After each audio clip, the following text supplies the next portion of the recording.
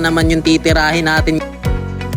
Ngayon to sa hindi mangingino, mapaparami ka ng kanin dito. Kinuha ko lang sa freezer namin yung maskara ng baboy na nabili ko kaninang umaga. Tapos kinuha ko lang yung kasirola ko guys, to silagyan ko na ng tubig, to sinalang ko na. Syempre nilagay ko na nga rin pala yung mga maskara ng baboy natin. Bawang sibuyas luya nga pala yung gagamitin natin pampalasa pag pinakuluan na natin yung maskara ng baboy. Tapos ayun, nilagay ko na yung sibuyas, yung bawang, yung luya. Tapos silagyan ko ng pamintang crack guys na tapos silagyan ko ng dahon na legal, tapos silagyan ko ng asin na legal na galing pang ketibak. Mga 0.9 yun nilagay ko dyan. Tapos papakuloan lang natin to ng 1 oras sa saktong apoy lang. Nung lumambot na yung maskara ng baboy, ilalagay ko na nga rin pala dito yung utak ng baboy guys. Kasi yung makalipas ng 1 oras, malambot na nga pala yung maskara ng baboy natin. Hahanguin na nga pala natin to guys. Sinabay ko na nga rin palang hanguin dito yung utak ng baboy. Tapos ayun, nagulat ako dumakyar eh. So ayun, fast forward nagdingas na nga pala si mama dito ng uling.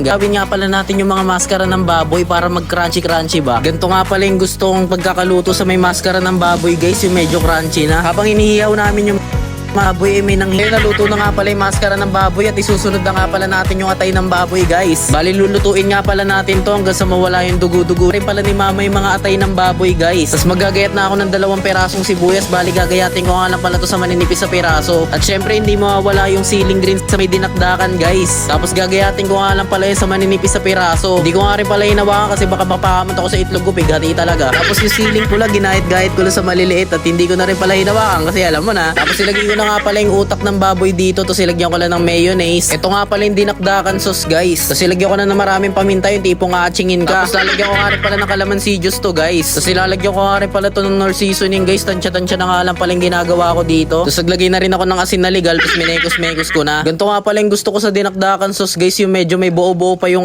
yung utak ng baboy. Tapos ilagyan ko ng suka, tapos minekos-mekos ko ulit. At ayan, okay na yung dinakdakan sauce natin guys, napaka-solid yan. Tapos yan, sisibakin na nga pala natin yung maskara ng baboy guys. Bali gagayatin ko nga lang pala to sa medyo maninipis sa piraso. Yung atay ganun nga lang din ginawa ko guys, ganun lang din yung pagkakagayat ko. Tapos pinagsama ko na dito sa malaking lagayan yung maskara ng baboy at saka yung kasi ninalo-halo ko lang ng konti, saka natin ilalagay yung dinakdakan sauce. At syempre ilalagay na rin natin yung mga ginayat natin na aromatic, sibuyas, siling green at saka siling pula. Tapos ayun, ninalo-halo na nga pala natin ng maigi. Bali hindi na nga pala natin hinalo gamit yung sandok, kamay na nga pala yung ginamit natin panghalo para talagang pantay yung lasa ng dinakdakan natin, di ba? Eh no, tignan mo naman, talaga naman napaka-solid niyan. Tapos ipaparis mo sa may bahaw na kanin guys. So ay pag napanood ko to ng alas 12